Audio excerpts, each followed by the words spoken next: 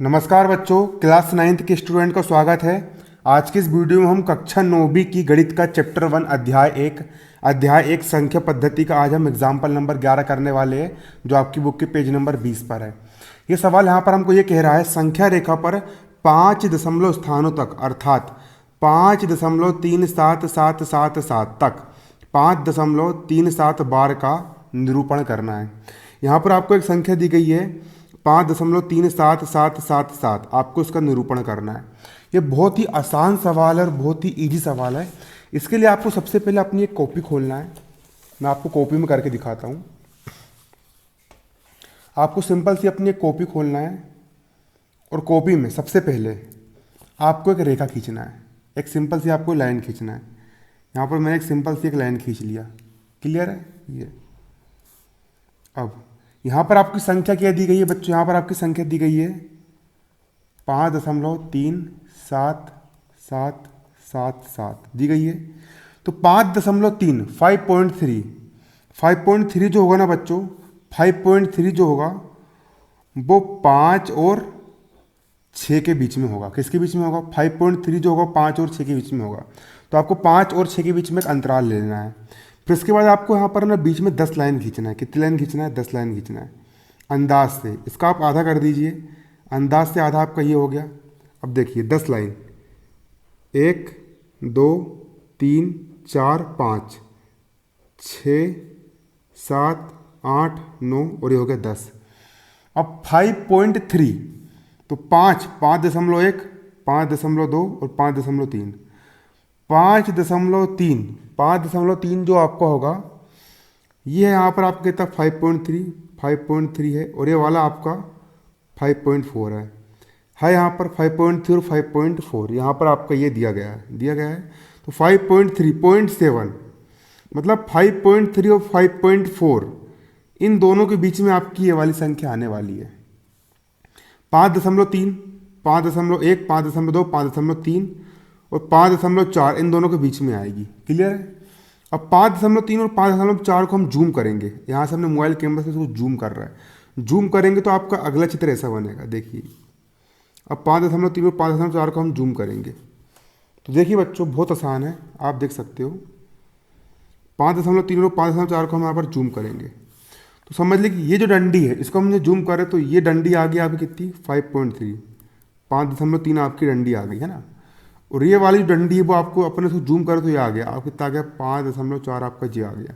Clear है? ये आ गया आपका 5.4 आ गया। अब इन दोनों के बीच में भी आपके 10 डंडी होगी है ना। तो बीचम बीच की होगी है ना। तो नाप लो ना, 1 2 3 4 5 6 7 8 9 10। अब यहाँ पर आपका है 5.37। तो 5.3 5.31 5.32 5.34 5.35 आप लोग यहाँ पर देख सकते हो 5.35 है ना। और 5.4 ये हो गया आपका 5.3 हो गया आपका 5.4। इन दोनों के बीच में यहाँ पर 10 डंडी 1 2 3 4 5 6 7 8 9 10 1 2 3 4 5 6 7 8 9 10 है ना। तो यहाँ पर आपका कितना है बच्चों? यहाँ पर आपका 5.37 है ना। तो 5.3 ये हो जाएगा आपका 5.31 5.32 5.33 5.34 5.35 5.36 और 5.37 5.37 आपका ये आ गया। और इसके बाद वाला हो जाएगा आपका 5.38। ये हो गया आपका 5.38।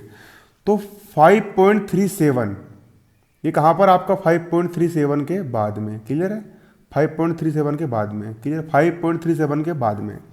तो मतलब 5.37 और 5.38 इन दोनों के बीच में आपका ये वाली संख्या आपकी आने वाली है। क्लियर है?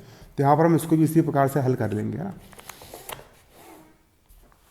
तो अब देखिए 5.37 जी हो गया और 5.38 आपका जी होगा इन दोनों के बीच में।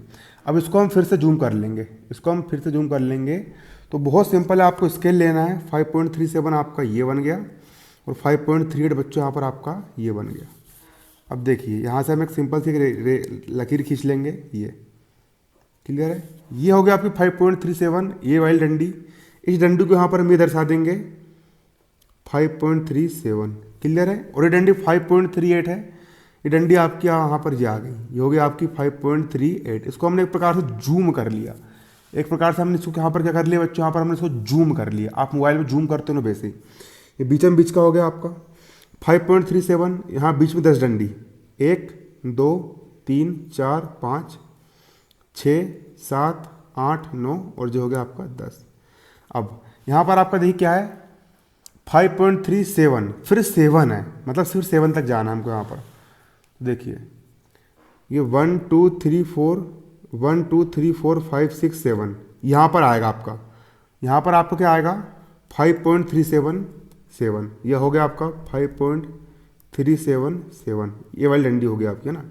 और ये डंडी हो जाएगी आपकी 5.378, ये 8 नंबर का, तो ये हो जाएगी आपकी 5.378। ये क्या हो गया यहाँ पर आपका 5.378 हो गया।